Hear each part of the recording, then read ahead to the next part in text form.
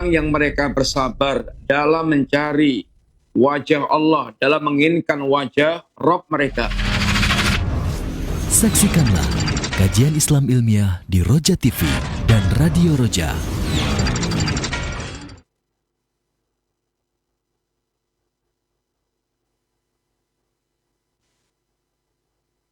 Simak Radio Roja Bogor 100.1 FM, Radio Roja Majalengka 93.1 FM, Radio Roja Palu 101,8 FM, dan Radio Roja Bandung 104.3 FM. Menebar cahaya sunnah.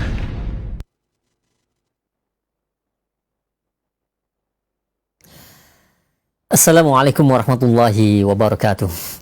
Alhamdulillah wassalatu wassalamu ala Rasulillah nabiyina Muhammadin wa ala alihi wa ashabihi wa man wala. Asyhadu an la ilaha illallah wahdahu la syarikalah wa asyhadu anna Muhammadan abduhu wa rasuluh, amma ba'du. Ikhwatul Islam, a'azakumullah, sahabat Roja dimanapun Anda berada. Alhamdulillah, di kesempatan siang hari ini, di hari Senin, kita akan simak bersama kembali kajian ilmiah yang dihadirkan secara langsung dari pembahasan rutin, pembahasan kitab Al-Aqidatu Awwalan Law Kanu Ya'lamun, buah karya dari Syekh Abu Islam Sholeh bin Toha rahimahullahu ta'ala, dan disampaikan setiap Senin siang ini oleh Al-Ustaz Afifi Abdul Wadud hafizahullahu ta'ala. Dan alhamdulillah kami sudah terkoneksi dengan beliau yang berada di Yogyakarta. Semoga koneksi kami lancar hingga akhir acara nanti, dan semoga Allah menjaga Ustaz beserta keluarga, berkahi pertemuan kita di kesempatan siang hari ini, dan juga memberkahi ilmu yang akan disampaikan. Pembahasan kali ini yaitu mengenai masih dalam sifat ahlul jannah, yaitu berharap keturunan yang soleh. Dan seperti biasa, setelah materi nanti kami akan sediakan sesi tanya jawab bagi Anda yang ingin bertanya, baik melalui layanan pesan WhatsApp ataupun melalui jaringan seluler biasa di 021 823 6543. Baik, kita akan simak bersama materi yang akan disampaikan kepada Ustaz. Kami persilakan, falyatafadhal mashkura. Bismillahirrahmanirrahim. Assalamualaikum warahmatullahi wabarakatuh. Innal hamdalillah wassalatu wassalamu ala Rasulillah wa ala alihi wa ashabihi wa mawalah wala haula wala quwata illa billah, amma ba'du. Alhamdulillah, para pemirsa TV Roja, kaum muslimin, Bapak Ibu yang rahmati Allah Subhanahu wa taala. Insyaallah kita kembali melanjutkan pembahasan kita min sifati ahli jannah. Di antara sifat ahlul jannah, insyaallah yang akan kita angkat pada siang hari ini adalah al-hirsu ala dzurriyyati salihah. Memiliki semangat untuk memiliki keturunan yang saleh. Semangat untuk memiliki keturunan yang saleh. Saleh itu artinya baik dengan Allah, saleh dengan Allah, dan saleh kepada para hamba Allah Ta'ala. Dan itulah hakikat ini kesalehan. Orang yang mereka saleh kepada Allah Subhanahu wa taala, dia punya tauhid yang bagus, dia punya ibadah yang bagus, dia betul-betul mentaati Allah, meninggalkan larangan Allah. Itu sudah pasti dia akan saleh kepada para hamba Allah Ta'ala. Akan tapi orang yang kelihatan baik kepada para hamba Allah Ta'ala, belum tentu dia saleh dengan Allah Ta'ala. Berapa banyak orang-orang kafir yang dia punya hubungan baik dengan manusia, terkadang dermawan. Kalau dalam jahiliyah, kalau di masalah kejahiliyah, contohnya adalah Ibnu Jud'an. Masya Allah, digambarkan dia saking dermawannya, tumpuan mangkoknya itu kalau mau diambil harus pakai tangga, saking tingginya tumpukan mangkok. Tetapi Ibnu Jud'an tidak saleh dengan Allah Ta'ala, dia musyrik, sehingga Nabi katakan Ibnu Jud'an tidak masuk surga sama sekali. Tidak pernah sekalipun mengucapkan kalimat Allah maghfirli liyaumiddin, ya Allah ampuni aku di hari ini pembalasan. Demikian juga yang lain-lainnya. Sehingga saleh di sini adalah saleh kepada Allah, dan soleh kepada para hamba Allah Ta'ala. Karena Islam adalah akidah dan akhlak. Akidah, hubungan hamba dengan Allah Ta'ala, punya keyakinan yang lurus, punya akidah yang lurus, punya tauhid yang lurus. Kemudian dia punya hubungan yang baik dengan para hamba Allah Ta'ala. Dia punya yaitu akhlak yang mulia kepada para hamba Allah Subhanahu wa Ta'ala. Seorang muslim dia akan semangat dalam mendidik anak turunnya, dia akan semangat untuk mewujudkan keturunan yang saleh. Dan ini tercermin di dalam beberapa perilaku yakni ahlul jannah. Para Nabiullah alaihi salatu wassalam, para imam-imam kaum muslimin, mereka memiliki semangat yang besar bagaimana mewujudkan keturunan mereka keturunan yang saleh. Tentu yang pertama kali adalah bagaimana seorang dia mewujudkan kesalehan dirinya. Tanpa kesolehan dirinya, maka susah harapannya untuk dia mendapatkan keturunan yang saleh. Ketika Allah Subhanahu wa Ta'ala bercerita tentang Ashabul Kahfi, maka Allah sebutkan di antaranya ketika menyebutkan tentang seorang anak yang kekayaannya dilindungi Allah SWT di sebuah rumah yang kemudian ambruk dibangun oleh Nabiullah Musa,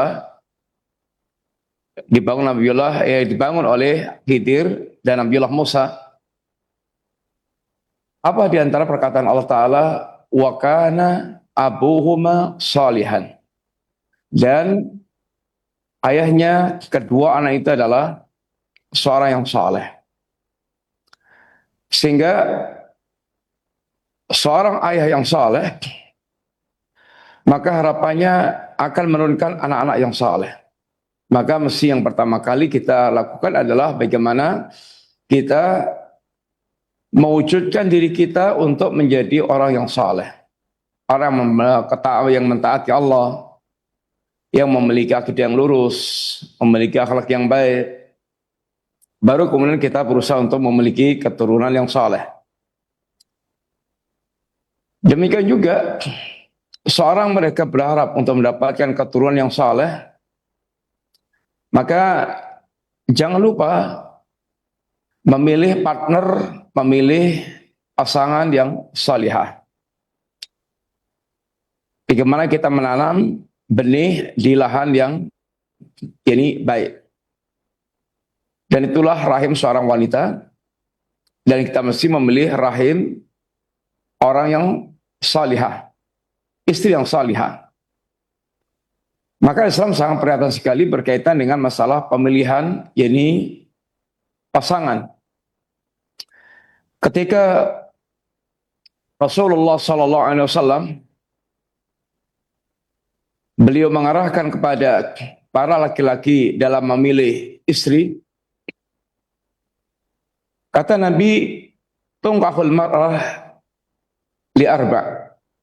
Wanita itu dinikahi karena empat hal. Apa itu? Lima liha karena hartanya, wali hasabiha karena nasabnya, wali jamaliha karena kecantikannya, wali diniha karena agamanya, fatfar bidatidin, pilihlah yang jadikan itu pilihan Anda yang bagus agamanya.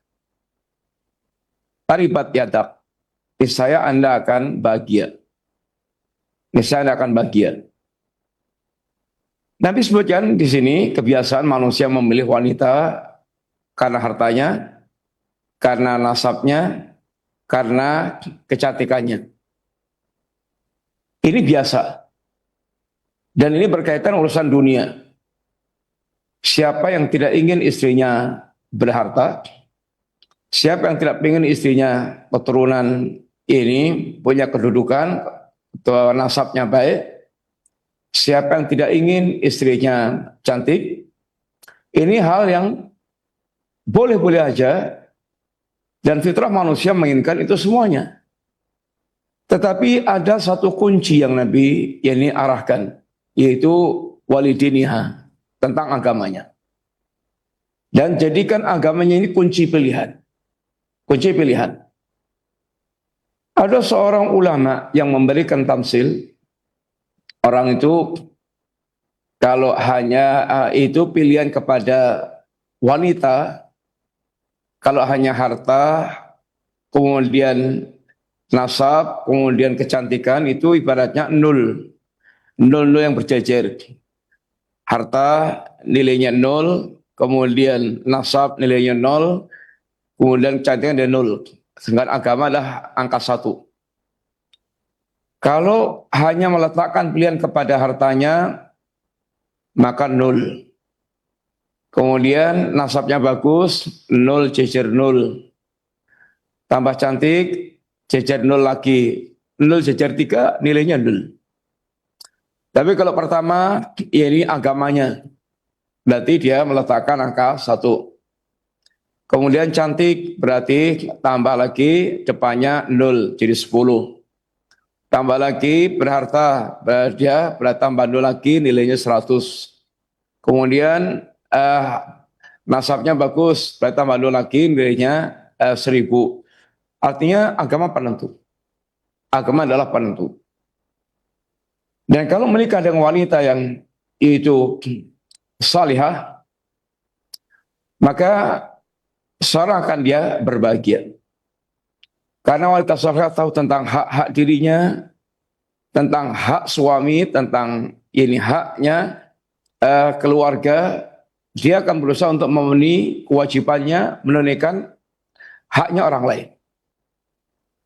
Suami yang memiliki istri yang beragama, dia akan tenang, akan tentram. Dia betul-betul akan merasa itu terjaga segala-galanya. Karena istri yang beragama, yang salihah, yang bertakwa, urusannya dia dengan Allah SWT. Alangkah sangat gelisahnya ketika suami istrinya tidak salihah. Demikian pula wanita bagaimana menentukan pilihannya, pasangannya. Nabi pula mengarahkan kepada para wali yang ingin memberikan pilihan untuk sang anak.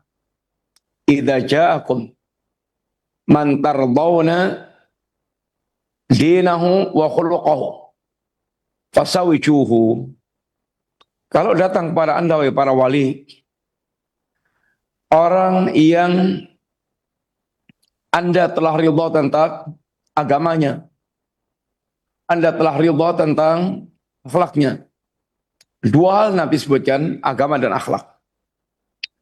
Agama ini dia memiliki pemikiran yang benar, yang lurus, akidahnya lurus. Dia orang yang bermanhaj Ahlussunnah wal Jamaah. Agamanya ini benar, tidak menyimpang.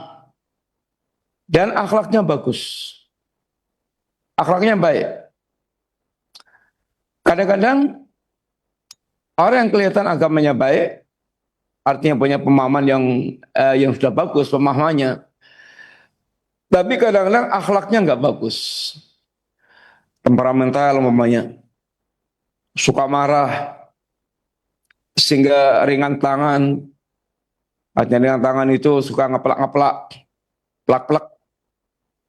Kemudian pelit umpamanya, bakhil. Maka 2 ini, agama dan akhlaknya.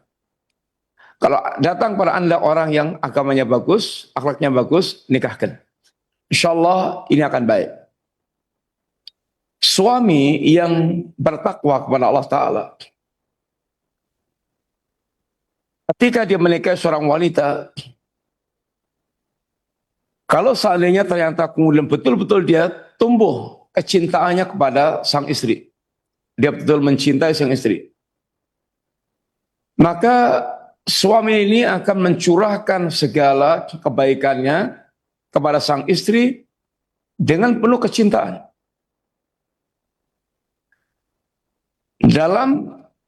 Tetap dalam koridor ketakwaan kepada Allah Ta'ala.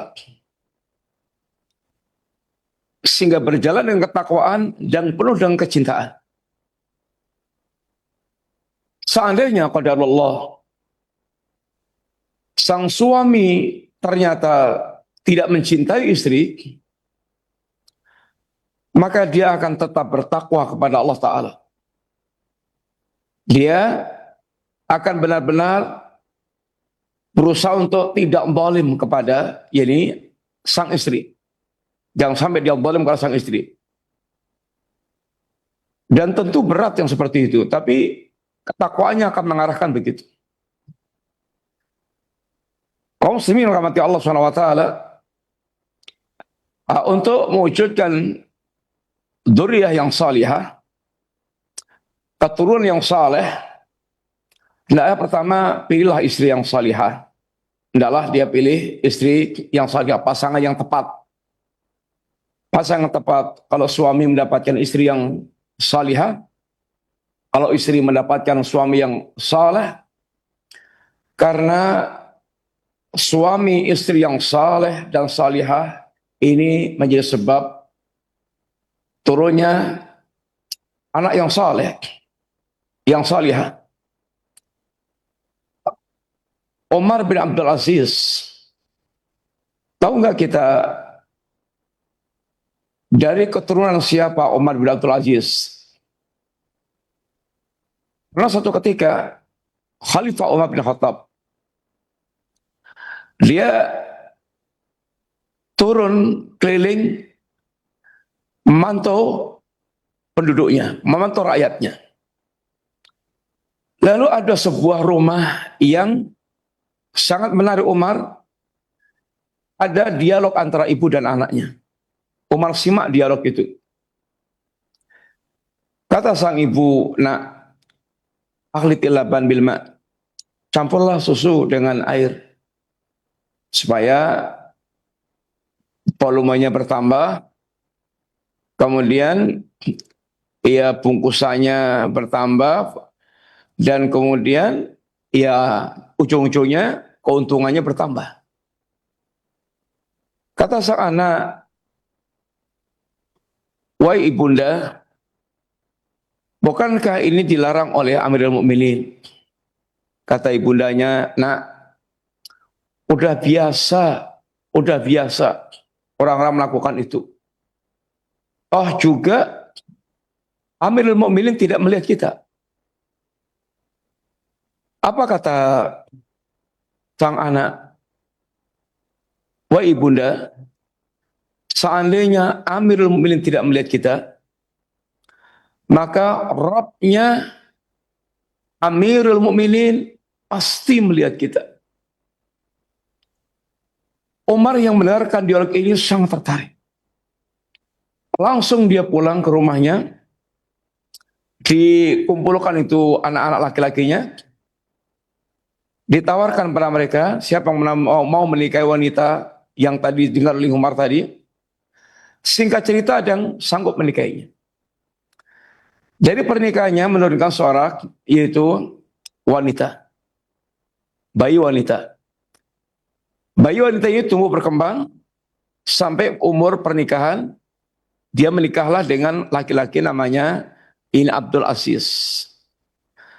Dari pernikahannya dengan Abdul Aziz ini, maka keluar keturunan seorang laki-laki, itulah Umar bin Abdul Aziz. Sehingga bayi Umar bin Abdul Aziz adalah keluar dari keturunan darah daging seorang wanita, nenek, yang memiliki muraqabah yang sangat kuat, akid yang sangat kuat.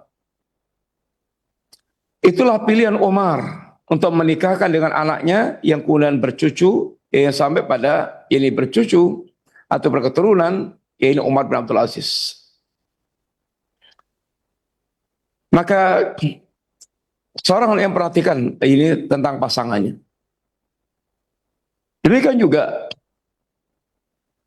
seorang mukmin ahlul jannah, mereka sangat berharap betul mendapatkan keturunan yang saleh dan salihah, maka dia tidak pernah berhenti berdoa siang malam untuk betul-betul mendapatkan keturunan yang saleh dan salihah. Dia berdoa kepada Allah, dia tahu segala-galanya penentunya adalah Allah Ta'ala. Dia berharap penuh kepada Allah Ta'ala. Berdoa, merengek, meminta kepada Allah, berharap keturunan saleh dan salihah. Dan itu kebiasaan orang-orang saleh. Para Nabiullah alaihissalam, lihatlah Nabiullah Ibrahim umpamanya. Nabiullah Ibrahim senantiasa berdoa kepada Allah Ta'ala agar Allah memberikan rezeki keturunan yang salihah, keturunan yang saleh dan salihah. Apa doa Nabiullah Ibrahim? Rabbi habli minas salihin. Rabbi habli minas salihin. Ya Rabb, anugerahkan kepadaku ini keturunan yang saleh. Maka fabasyarnahu bi ghulamin halim. Allah pun sampaikan kabar gembira kepada Nabiullah Ibrahim dengan anak laki-laki yang sangat santun, yaitu kelahiran Nabiullah Ismail. Dalam doa yang lainnya, Nabiullah Ibrahim mengatakan ungkapan Alhamdulillahilladzi wahabali alal kibari Ismail wa Ishaq. Inna Rabbi lasami'ud du'a. Segala puji bagi Allah yang telah menganugerahkan kepadaku di umur tuaku ini Ismail dan Ishaq. Sesungguhnya Rabbku benar-benar dat yang mendengarkan doa. Itulah Ibrahim. Ibrahim telah mengupayakan dirinya saleh. Ibrahim super saleh. Istrinya wanita saleh, salihah, wanita salihah. Dan Ibrahim tidak pernah lupa untuk berdoa kepada Allah agar menganugerahkan keturunan yang saleh. Maka lahirlah Ismail dari istrinya Hajar, lahirlah Ishaq dari istrinya Sarah, dan dari kedua kemudian turunlah dari jarinya keturunan anak cucu yang banyak Allah jadikan sebagai nabi. Dari Ismail, lalu jalur keturunannya adalah sampai melahirkan Rasulullah Sallallahu Alaihi Wasallam. Jalur Ishaq sampai menurunkan keturunan yaitu Yakub. Yakub nama lainnya adalah Israel, dan dari Yakub ini menurunkan banyak para nabi dari kalangan Bani Israel, sehingga Nabiullah Ibrahim dikenal dengan sebutan pula Abul Anbiya, bapaknya para nabi, karena dari jalur keturunannya melahirkan banyak para Nabiullah alaihissalatu wassalam. Zakaria, bagaimana Zakaria berdoa kepada Allah Subhanahu wa taala? Rabbi habli miladunka dzurriatan thayyibah. Ya Rabb, anugerahkan kepadaku dari sisimu keturunan yang baik. Keturunan yang baik. Ini baik akidahnya, baik ibadahnya, baik akhlaknya, nama lain dari keturunan yang saleh. Innaka sami'ud du'a, sungguh yang qudrat yang mendengar doa. Maka Allah kabulkan doa Nabiullah Zakaria. Allah utus malaikat untuk menyampaikan kabar gembira kepada ini Zakaria. Fanadathu al-malaikah wa huwa qa'imun yusalli fil mihrab.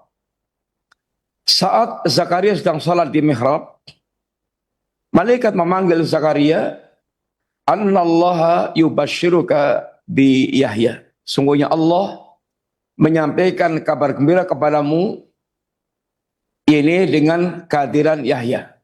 Ini kabar gembira untuk mendapatkan anak keturunan dan lahirlah Nabiullah Yahya.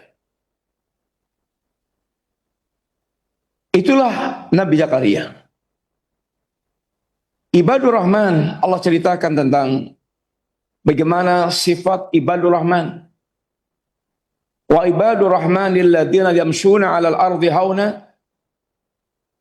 Ibadur Rahman itu orang mereka berjalan di muka bumi, hamba Allah yang Maha Rahman adalah mereka yang berjalan di muka bumi itu dengan penuh ketawaduan. Enggak sombong, enggak angkuh. Tawadhu. Tawadhu kepada Allah, tawadhu kepada para hamba Allah. Wa idza khatabahumul jahiluna qalu salama. Kalau ada orang mereka yaitu berbicara dengan kebodohannya, maka dia jawab dengan ucapan yang penuh dengan keselamatan. Tidak dia tanggapi kebodohannya tersebut. Satu di antaranya adalah sampai pada di antara doa Ibadur Rahman, walladzina yaqulun Rabbana hab lana min aswajina wa dzurriyyatina qurrata a'yun waj'alna lil muttaqina imama. Ya Rabb, ini orang yang mereka mengatakan, Ya Rabb, anugerahkan kepada kami istri-istri dan anak turun yang menjadi penyejuk mata. Jadikan kami imamnya orang-orang yang bertakwa. Inilah doa yang sangat agung. Bagaimana doanya menjadi imamnya orang yang bertakwa, bukan sekedar takwa biasa, kalau bisa menjadi orang yang bertakwa terdepan dalam ketakwaan, sehingga menjadi orang yang sangat tinggi kedudukannya, karena takwa bertingkat-tingkat pula. Imamul muttaqin, imamnya orang bertakwa, menjadi orang yang paling tangguh dalam ketakwaan. Orang yang terdepan dalam ketakwaan. Dan ini namanya adalah himmah yang aliyah. Himmah yang aliyah. Dia memiliki cita-cita yang luhur. Memiliki cita-cita yang luhur. Memiliki yaitu keinginan yang tinggi. Dan sangat berkeinginan sekali untuk istri dan anaknya menjadi qurrata a'yun. Artinya istri yang salihah, yang penurut, yang taat, yang dengan suami Masya Allah, sehingga menyejukkan mata. Dan demikianlah anak-anak yang qurrata a'yun, anak-anak yang sangat menyejukkan mata, anak-anak yang saleh, salihah, yang berbakti pada orang tua, yang mereka sangat ini taat kepada Rabbnya, maka akan menunjukkan itu mata. Dan tentu doa-doa mereka bagaimana bisa mendapatkan keturunan yang saleh dan salihah ini, ya bukan hanya doa gitu aja, tetapi mesti ada upaya, ada ikhtiar, ada usaha bagaimana mewujudkan anak-anak yang saleh dan salihah. Dia akan melakukan tarbiyah pula. Makanya untuk mewujudkan anak yang saleh dan salihah itu bahkan sudah diawali dari semenjak belum menikah. Pertama, dia berusaha dirinya itu saleh duluan. Karena tidak solehnya anak itu bisa jadi juga karena orang tua yang tidak soleh. Kemudian dia pilih istri yang salihah, sehingga bisa menjadi partner untuk dia kerjasama dalam mewujudkan generasi yang saleh dan salihah. Kemudian ketika dia telah dianugerahkan oleh Allah Ta'ala anak keturunan, maka dia melakukan pendidikan, tarbiyah. Bahkan semenjak masih ada di rahim, dia betul-betul bagaimana melakukan ikhtiar-ikhtiar agar semenjak di lahir ini betul-betul ini berdampak, sudah diawali, yaitu bibit-bibit kesolehan dari sejak dalam rahim. Maka ketika istri hamil, dia betul-betul sudah berusaha untuk bagaimana anak yang akan keluar nanti adalah ini sudah semenjak dalam rahim persiapan menjadi anak yang saleh dan salihah. Kemudian ketika sudah lahir, maka dia berusaha untuk mewujudkan anak-anak ini sudah disiapkan, diarahkan arah pendidikannya menjadi anak saleh salihah. Dia lakukan akikah di hari ke-7. Dia kasih nama yang baik, nama-nama yang menjadi harapan doa agar anak ini seperti dalam namanya tersebut. Maka kalau ngasih nama jangan sembarangan. Hendaklah nama itu cerminan doa agar anak itu betul menjadi anak seperti dalam doa atau dalam nama yang disematkan kepada anak itu. Kemudian pertanyaannya adalah ini bagaimana atau kenapa Ahlul Jannah mereka betul-betul sangat memiliki semangat besar untuk berharap munculnya generasi saleh dan salihah. Dan ikhtiar seperti ini semua para nabi melakukannya.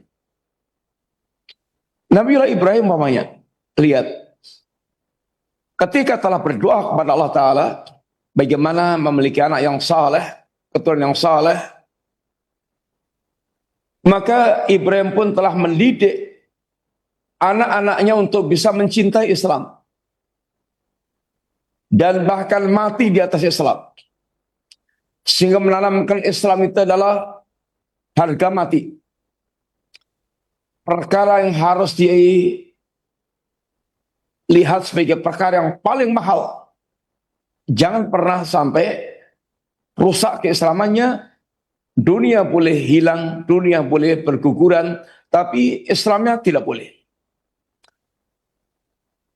Sehingga Allah sebutkan tentang wasiat-wasiat Nabiullah Ibrahim, wa wassa biha Ibrahimu banihi wa Yaqub.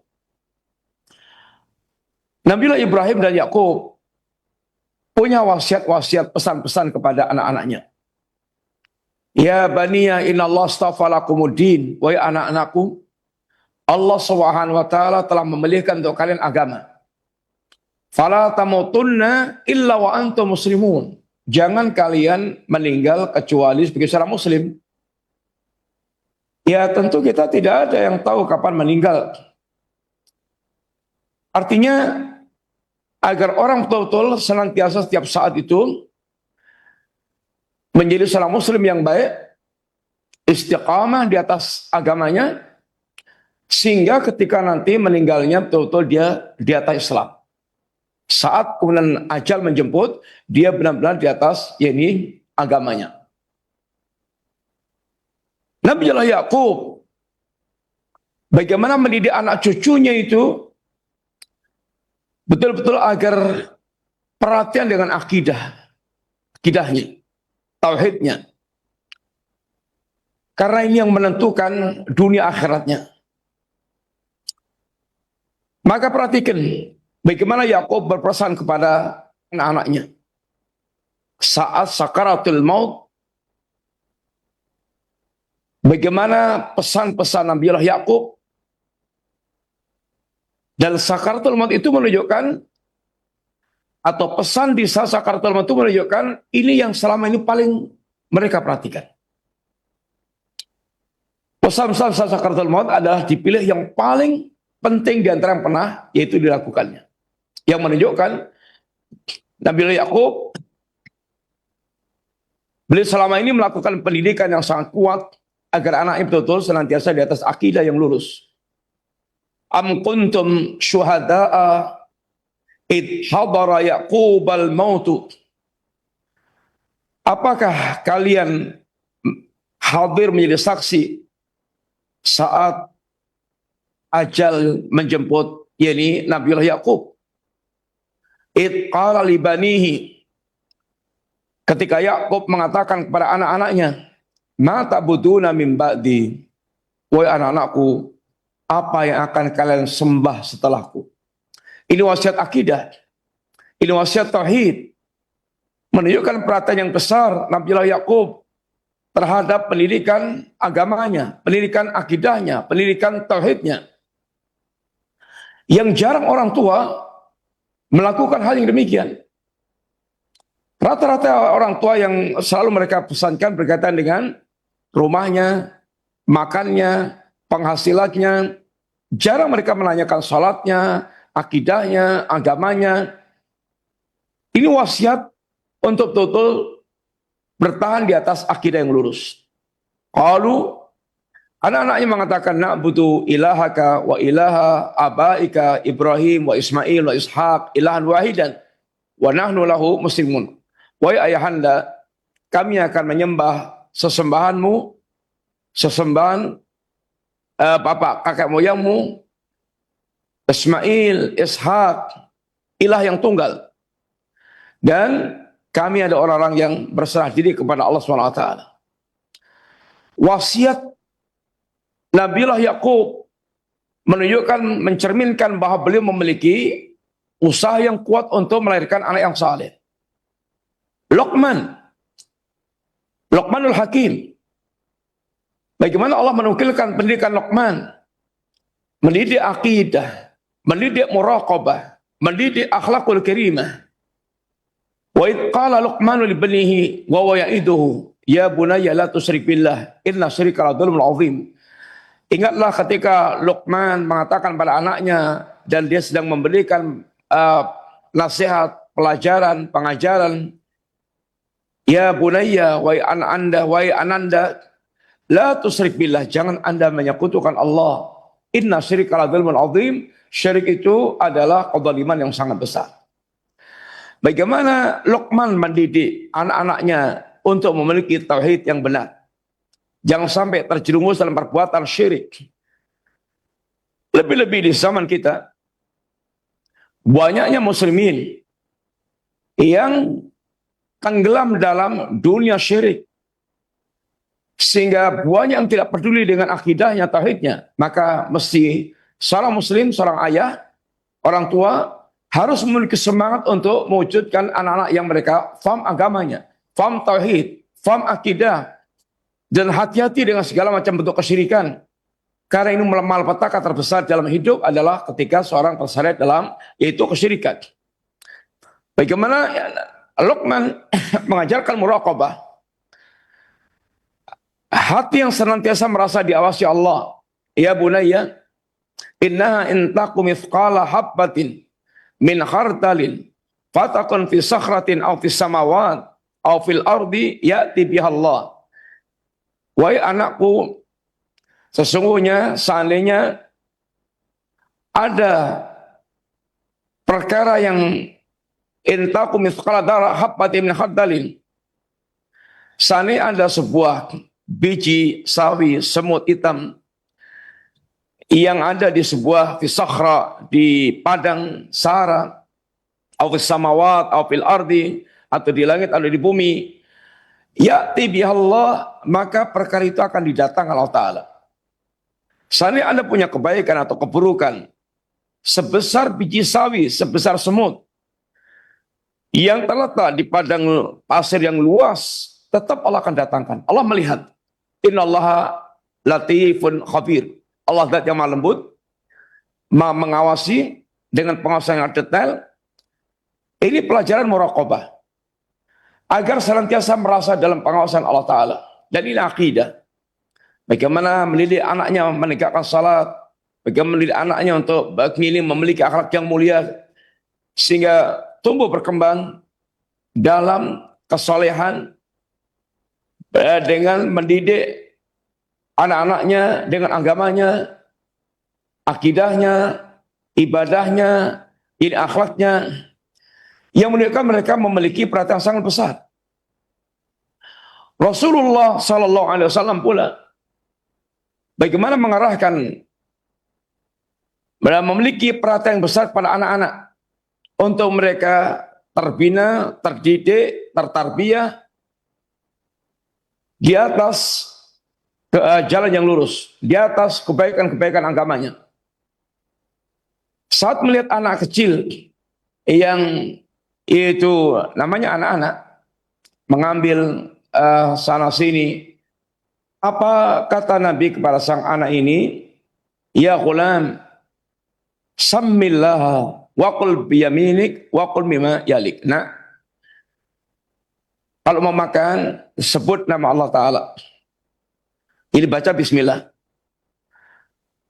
Makan dengan tangan kanan. Ambil yang terdekat. Ini pendidikan. Sehingga anak-anak tahu adab. Dia tahu adab, bagaimana adab Islam, bagaimana Islam mengajarkan dalam urusan segala perkaranya. Ya akidahnya, ibadahnya, akhlaknya, muamalahnya. Kemudian Nabi ketika bersama dengan Ibnu Abbas, saat itu Ibnu Abbas masih anak-anak, kira-kira 9-10 tahun. Nabi ajarkan Ibnu Abbas pelajaran besar, pelajaran besar. Ya ghulam, wahai nak, inni u'allimuka kalimat. Aku akan ajarkan padamu beberapa untai kalimat.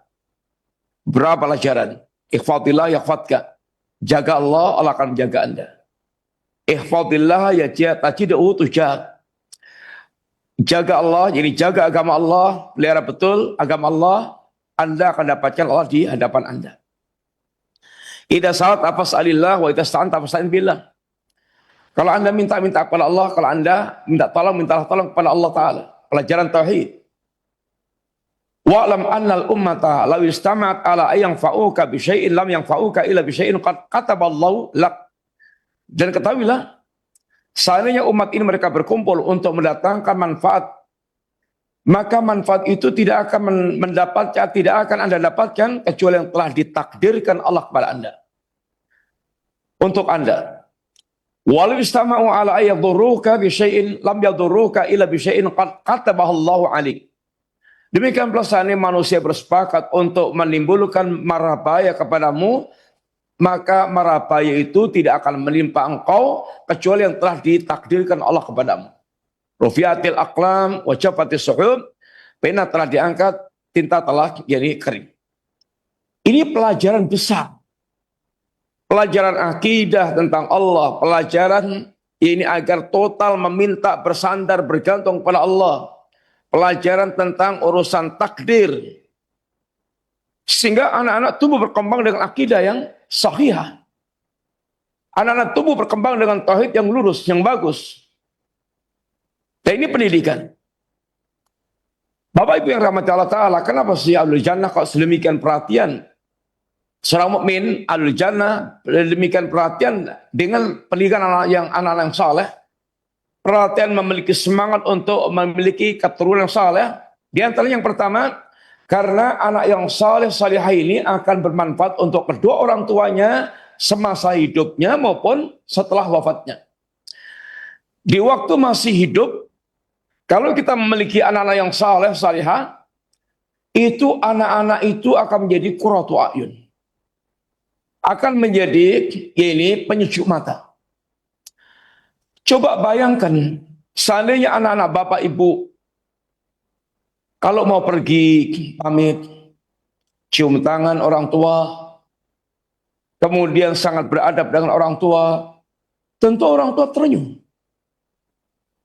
Coba bapak ibu perhatikan, kalau sang anak atau anak-anak itu rajin salat, dengar adzan dia harus berangkat ke masjid, hati sejuk.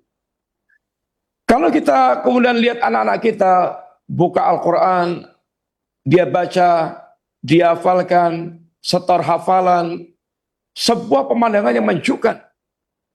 Kalau kita lihat anak-anak kita berangkat ke majelis taklim, mengikuti durus, mengikuti pelajaran-pelajaran yang ada, menyimak dengan baik, itu sangat menyejukkan.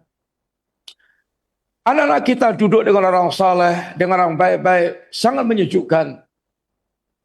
Tumbuh berkembang menjadi remaja, dewasa, yang tumbuh bagus agamanya, sangat menyejukkan.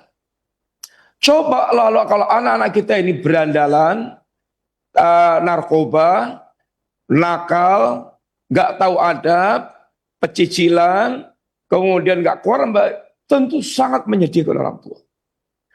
Maka anak yang saleh salihah ini betul-betul di dunia menjadi penyejuk mata, menjadi hiasan yang sangat indah. Al-malu wal banuna zinatul hayati dunya. Anak-anak, harta itu hiasan kehidupan dunia.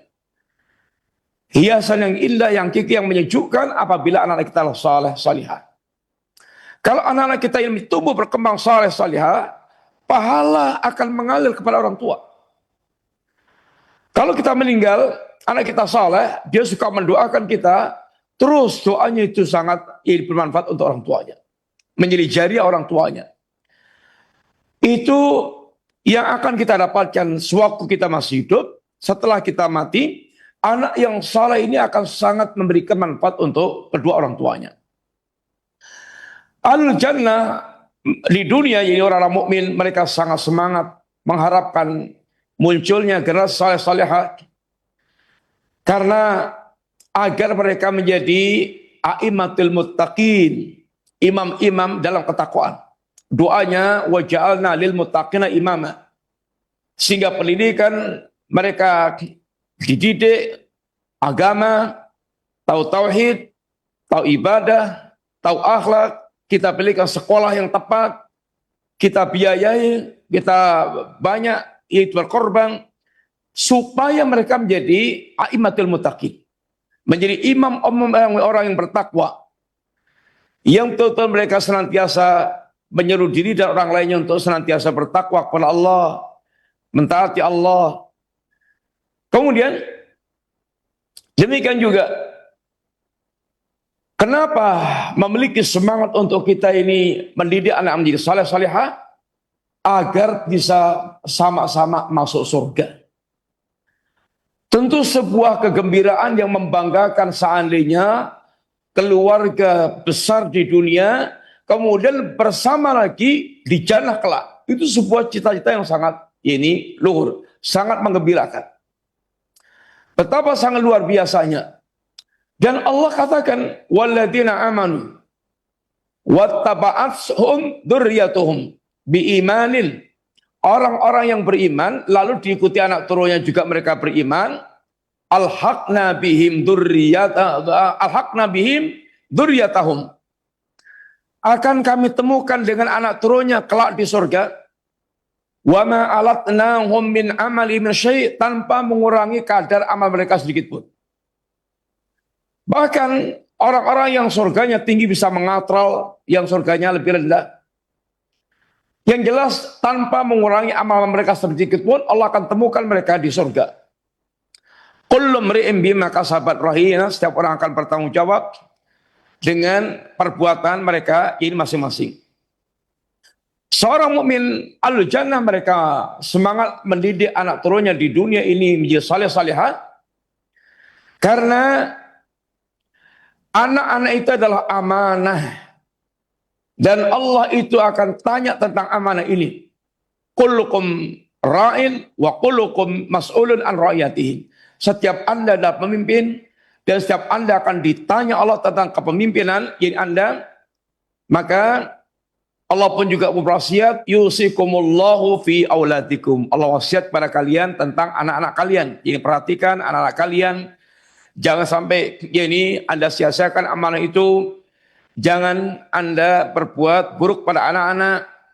Ittaqullaha, bertakwalah Anda kepada Allah, wa'dilu fi auladikum, dan berbuat adilah Anda dengan anak-anak kalian. Ini pesan Nabi Shallallahu Alaihi Wasallam. Sehingga seandainya anak-anak kita harus miskin sepeninggal kita tapi dia punya agama, jauh lebih baik. Dibandingkan kita tinggalkan anak kita dalam keadaan kaya, berharta, miliarder, bahkan triliunan hartanya tapi nggak tahu agama sama sekali, ini musibah kehidupan yang akan menjadi malapetaka dunia dan bahkan akhiratnya, untuk dirinya dan untuk orang tuanya. Oleh karena itulah, orang tua sangat semangat untuk mewujudkan pendidikan anak yang saleh ini. Inilah Bapak Ibu yang dirahmati Allah Ta'ala, para pemirsa Radio Roja. Mudah-mudahan Allah memberikan taufik kepada kita untuk memiliki perhatian dan semangat. Itu mewujudkan generasi yang saleh dan salihah. Kalau kita sudah kadang melewati beberapa fase, ya tinggal fase yang sisa ini, hendaklah kita perbaiki. Bagaimana punya perhatian tentang agama, diri kita dan untuk anak turun kita, yang mudah-mudahan Allah menjadikan sisa kehidupan kita ini lebih baik dari sebelumnya dan menutup kehidupan kita dengan kebaikan-kebaikan, dan mudah-mudahan menjadi keluarga yang akan bisa bertemu di jannah kelak. Wassallallahu ala nabiyina Muhammadin wa ala alihi washabihi wasallam. Matur nuwun, jazakumullah khairan. Assalamualaikum warahmatullahi wabarakatuh. Waalaikumsalam warahmatullahi wabarakatuh. Jazakallah khair untuk kalau Ustadz yang sudah memberikan materi di kesempatan siang hari ini dari pembahasan kitab Al-Aqidatu Awalan Law Kanu Ya'lamun, dan mudah-mudahan menjadi ilmu yang bermanfaat untuk kita semua. Jadi sifat ahlul jannah yaitu berharap keturunan yang soleh. Dan untuk selanjutnya kami buka sesi interaktif, sesi tanya jawab. Silahkan bagi Anda yang ingin bertanya, Anda bisa mengirimkan pertanyaan di layanan pesan WhatsApp di nomor 0218236543, atau Anda juga bisa menghubungi kami secara langsung di layanan telepon di jaringan telepon biasa, yakni 0218236543. Nah, Ustaz, yang pertama kami ajukan ada pertanyaan. Assalamualaikum warahmatullahi wabarakatuh. Ya Ustaz, di dalam Al-Quran dari kisah Nabi Khidir bahwa kesalehan orang tua itu akan berdampak kepada anak. Tapi betapa banyak yang kita lihat dan sering kita dengar pula bahwa di mana orang tuanya itu seorang ahli maksiat, bahkan ahlul bid'ah, tapi ternyata dia melahirkan anak yang soleh dan solihah. Apakah dalil tersebut mutlak ataukah memang kebanyakan seperti itu, Ustaz? Mohon jawabannya. Bismillahirrahmanirrahim. Hal itu adalah akhlabiyah. Ini keumuman. Keumumannya itu atau sunatullahnya, orang-orang tua yang saleh itu akan menurunkan anak yang saleh. Kalau seandainya ada orang tua yang tidak saleh, bahkan kafir sekalian. Kalau lalu ada anak-anak turunnya yang saleh, salihah, maka itu adalah semata-mata karunia Allah Subhanahu wa taala. Nabiullah Ibrahim bapaknya musyrik. Tetapi bagaimana Allah Subhanahu wa taala menjaga Nabiullah Ibrahim dari kecil yang tidak pernah terlibat dalam kesyirikan, dan kemudian bahkan Allah angkat menjadi seorang nabi dan bahkan menjadi seorang imamul muwahhidin. Pada orang tuanya adalah tokoh musyrik, tokoh kesyirikan. Sehingga kita bicara keumumannya bahwa kalau seandainya orang mengharapkan anak yang saleh, keturunan yang saleh, maka hendaknya mempunyai usaha bagaimana terwujudnya anak-anak yang saleh salihah. Seperti yang Allah dan Rasulnya telah ajarkan kepada kita. Seandainya ada orang yang mereka itu orang tuanya enggak saleh, ternyata ada anak turunnya yang saleh salihah, itu adalah dzalika fadlullah yu'ti ma yasha. Itulah karunia Allah yang Allah berikan kepada hamba yang Allah kehendaki. Dan Allah lebih tahu tentang segala-galanya. La yus'alu amma yaf'alu wa hum yus'alun. Allah tidak ditanya tentang perbuatannya dan kita yang ditanya Allah tentang perbuatan kita. Yang jelas, kalau kita orang tua, maka kita mesti berusaha untuk bagaimana melakukan tahapan-tahapan pendidikan untuk mewujudkan anak yang saleh dan salihah. Adapun orang lain, ternyata orang tuanya enggak saleh, enggak salihah, tapi anak turunnya saleh, ada yang saleh dan salihah, itu semuanya karunia Allah Subhanahu wa taala, dan Allah lebih tahu tentang segala-galanya. Sebagaimana ini kenyataan sejarah, ada orang-orang yang mereka yaitu orang tuanya nggak saleh, kemudian anaknya saleh, bahkan Nabi seperti Nabiullah Ibrahim alaihissalam, Abu Jahal yaitu kafir, musuhnya Nabi, tapi anaknya Ikrimah keislamannya ini bagus. Wallahu taala alam ini bisawab. Demikian yang kita bisa sampaikan. Nah, baik, terima kasih banyak, syukran jazakallahu khair atas jawaban dan penjelasannya. Dan selanjutnya mungkin bagi Anda yang ingin bertanya langsung di layanan telepon, silakan kami tunggu ya di 0218236543. Ya, belum ada yang terkoneksi Ustadz. Ya, sambil menunggu Ustadz ada pertanyaan kembali di ya, sudah terhubung. Halo. Halo. Iya. Ya, Assalamualaikum. Waalaikumsalam warahmatullahi wabarakatuh. Dengan Bapak siapa di mana? Dengan Taslih dari Bandung. Pak Taslih di Bandung. Silakan Pak Taslih. Barakallahu fiik Ustaz. Fiik barakallah, silakan. Ustaz, Ana mau tanya. Di tempat Ana ini kebetulan ada biasa Ana melakukan sholat seperti biasanya, tapi sekarang agak ada aneh gitu. Sholatnya sekarang menggunakan ketika dikeraskan itu menggunakan mushaf. Jadi menggunakan apa? Baca mushaf. Imamnya baca mushaf. Mushaf, membaca mushaf. Ya. Ya. Nah, jahar ya. Yang pertanyaannya diperbolehkan apa tidak? Baik. Iya. Ya, terima kasih Pak Taslih. Ya, oh iya. Nah, silakan Ustaz. Gimana? Ustaz, Iya, Pak. kita suara nggak jelas. Iya. Kita nggak. Baik, kami ulangi Ustaz, pertanyaannya tidak berhubungan dengan materi kita. Jadi di masjid dekat rumahnya itu, imamnya itu ketika sholat jahar dengan membaca mushaf, Ustaz, apakah diperbolehkan katanya? Imamnya Membaca dengan mushaf, Ustaz, ketika sholat jahar. pada saat sholat. Sholat jahar, ya, sholat jahar. Ya. Allah SWT katakan, waqra'u ma tayassara minal Qur'an. Ini bacalah yang mudah dari ini Al-Quran. Membaca dengan mushaf, kalau sholat wajib, maka atau para imam hendaklah mencukupkan dengan hafalan-hafalannya, dan hendaklah yang memilih yang paling dikuasai dibacanya tersebut. Jangan sampai kita juga membaca tapi banyak salahnya atau hafalannya belum mungkin, sehingga membuat makmumnya pun juga kesal juga kalau mengikuti imam yang seperti itu. Bacalah bacaan ini yang benar dikuasai dan mungkin sehingga nyaman dan enak.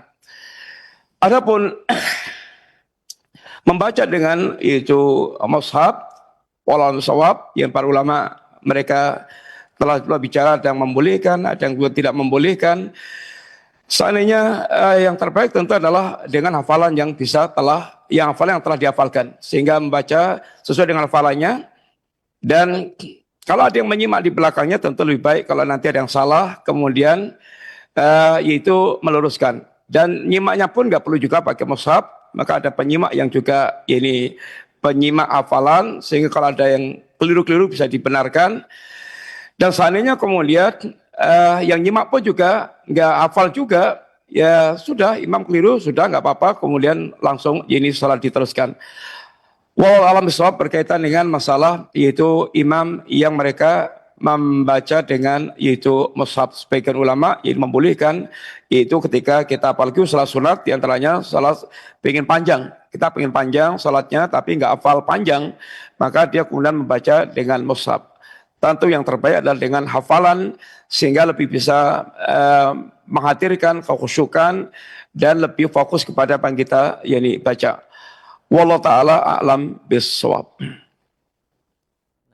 Baik, terima kasih banyak Ustadz, jazakallahu khair atas jawabannya. Demikian, dan selanjutnya kami ajukan kembali pertanyaan di layanan pesan WhatsApp. Ustadz, ada pertanyaan.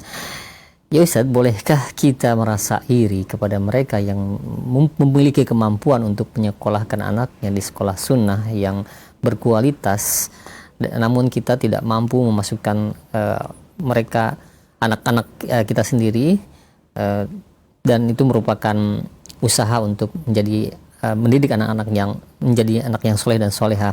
Jadi penanya ini tidak mampu untuk menyekolahkan yang sekolah yang berkualitas dan berbiaya yang cukup tinggi, Ustadz. Apakah hal ini iri yang diperbolehkan, Ustadz?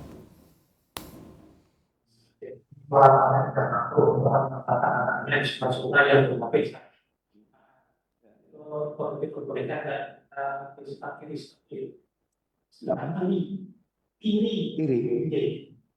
Lihat misalnya ada orang-orang yang bisa menyekolahkan anak. Bismillahirrahmanirrahim. Soal iri, maka iri dalam masalah kebaikan itu namanya yaitu ghibah.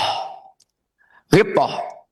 Nabi kita mengatakan tidak ada hasad illa fisnatain, kecuali dalam dua hal. Yang pertama kepada orang yang mereka hafal Quran, faham Quran, dan habis waktunya dia mengamalkan Quran. Ya, untuk interaksi dengan Quran, baik itu membacanya, mengamalkannya, dia betul-betul yaitu full perhatian dengan Quran. Sehingga dia betul-betul orang yang ahli Quran secara ilmu, bacaan, secara amal. Yang kedua, orang yang mereka berharta dan hatinya habis untuk ini beramal atau dia keluarkan fisabilillah. Hartanya habis untuk fisabilillah. Terhadap dua orang ini adalah boleh kita memiliki ghibah atau iri dalam kebaikan tersebut. Ketika kita melihat ada orang tua yang Masya Allah punya kemampuan dan sekolah-sekolah sunnah, sekolahnya bagus, bonafit, tapi memang harganya mahal. Harganya mahal. Dan orang tua ini dengan segala pengorbanannya meletakkan anaknya di situ. Dia tidak iman-iman untuk mengeluarkan berapapun biaya dalam rangka untuk mencetak anak-anak yang saleh, anak-anak yang saleh, faham agama, sehingga berharap menjadi ulama ke depannya. Sedangkan kita dengan takdir Allah SWT, pengennya sih pengen menyekolahkan anaknya ke situ, tetapi dananya terbatas. Dan enggak juga pula bisa gratis masuk ke situ. Maka ghibah boleh-boleh aja. Ghibah boleh-boleh aja.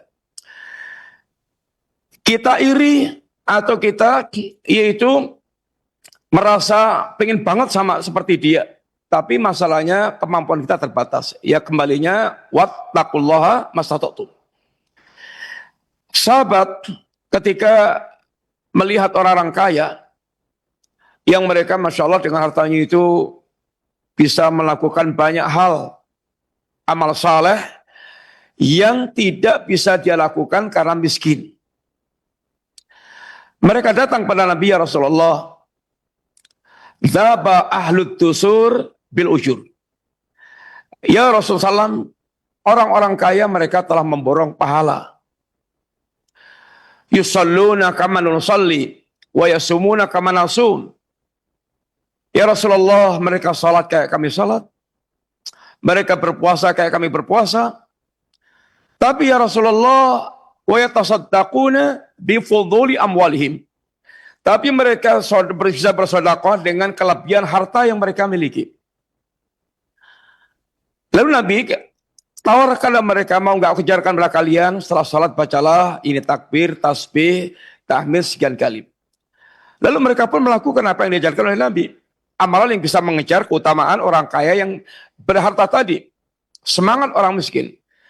Dan ini menunjukkan Masya Allah, bagaimana orang-orang miskin, fuqara, di kalangan para sahabat, irinya pun, ya ghibahnya pun dalam kebaikan. Karena bukan hartanya, tapi karena mereka memiliki amal yang lebih, yang tentu akan bisa mengangkat derajat mereka yang lebih tinggi di akhirat kelak. Ghibah dalam perkara kebaikan yang akan menjadikan mereka tinggi di akhirat. Lalu ketika para sahabat fuqara ini mengamalkan dzikir-dzikir tersebut, ternyata orang kaya pun mengamalkan juga. Mereka mengeluh lagi kepada Nabi ya Rasulullah, mereka mengamalkan apa yang kami amalkan. Apa kata Nabi? Dzalika fadlullahi yu'tihi ma yasha. Ya gimana lagi lah, sudah. Itulah karunia Allah berikan kepada orang Allah ini kehendaki. Intinya secara asal, bagaimana kita orang memiliki semangat, tekad untuk bisa melakukan kebaikan semaksimal mungkin, sebaik-baik mungkin. Dan boleh jadi kita akan melihat orang lain yang jauh melampaui kita dalam masalah kebaikan.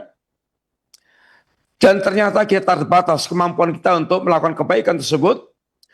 Maka kita punya keinginan seperti dia, boleh. Itu namanya ghibthah. Tetapi kembalinya kita kepada wattaqullaha mastata'tum. Bertakwalah Anda kepada Allah semampu yaitu Anda. Mudah-mudahan Allah Subhanahu wa taala menjaga diri kita, agama kita, kemudian menjaga keluarga kita, dan bisa Allah berikan kepada kita istiqamah dan semangat mendidik anak turun kita untuk bisa menjadi salih dan salihah. Mudah-mudahan di dunia kita bisa mendapatkan keluarga yang qurrata a'yun, dan di akhirat kelak bisa berkumpul di jannah, sehingga merupakan sebuah kegembiraan dan kesempurnaan kegembiraan jika seandainya keluarga dunia bisa berkumpul kembali di keluarga di akhirat kelak. Demikian Bapak Ibu sekalian, minta maaf sampai sini yang kita sampaikan, kita cukupkan sekian dulu. Terima kasih banyak. Matur nuwun, jazakumullahu khairan. Wassallallahu ala nabiyina Muhammadin wa ala alihi wasallam. Subhanakallahumma wa bihamdika asyhadu an la ilaha illa anta astaghfiruka wa atubu ilaik. Assalamualaikum warahmatullahi wabarakatuh. Waalaikumsalam warahmatullahi wabarakatuh. Jazakallahu khair sekali lagi untuk Ustaz. Barakallahu fiik atas waktu yang diluangkan untuk kami semua dari pembahasan kitab yang bermanfaat ini, Al-Aqidatu Al-Awwalan Law Kanu Ya'lamun, dari pembahasan berharap keturunan yang soleh, yang mudah-mudahan ini menjadi ilmu yang bermanfaat untuk kita semua, motivasi bagi kita untuk terus berusaha mendidik anak istri kita agar mereka menjadi qurrata a'yun seperti yang telah disebutkan tadi, dan bisa berkumpul kembali di surga nanti. Demikian kami undur diri, mohon maaf apabila ada kesalahan. Subhanakallahumma bihamdika asyhadu an la ilaha illa anta astaghfiruka wa atubu ilaik. Wassalamualaikum warahmatullahi wabarakatuh.